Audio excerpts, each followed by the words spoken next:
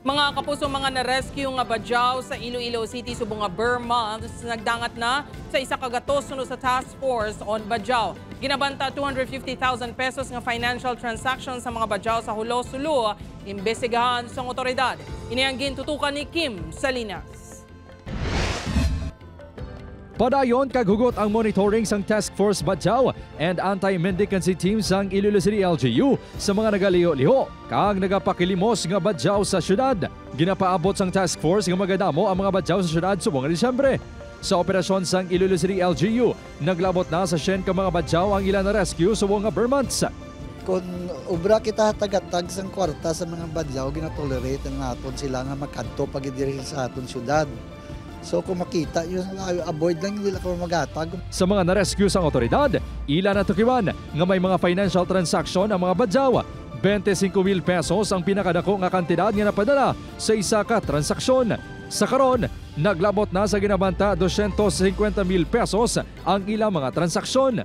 Ginapatanaw na namon nila kahita. May ara sila sa Palawan, nila kapadala sila.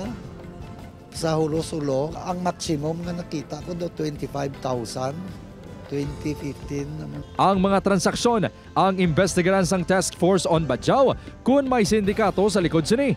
Sang nagligad nga tato katuig, ginimbestigaran man sang NBI ang kasubong insidente, apang wala man sila sa may nakita nga ebidensya nga nagapamatuod nga may sindikato ang may kaymuan sini.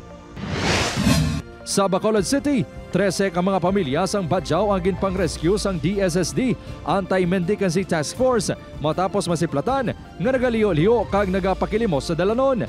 Ginistorya na ang mga ini kag ginpatagan nga ginadumilian ang pagpakilimos. Check pa to sila kung may available nga funds. Pero sa today, since yesterday, wala na ang presence ng badyaw sa Bacolod. Ginaimbestigaran pa sang LGU kung may sindikato sa likod sa mga ini. Nagpasalig ang kapulisan nga magbulig sila sa pagmonitor sa presensya sa mga badyaw. Actually, ang aton da nga no, hasta lang kita da sa sitaman, but then kung nantaw naton traffic violation lang, walking na biyo. Upod kay Hans Desierto, Kim Salinas, One Western Visayas.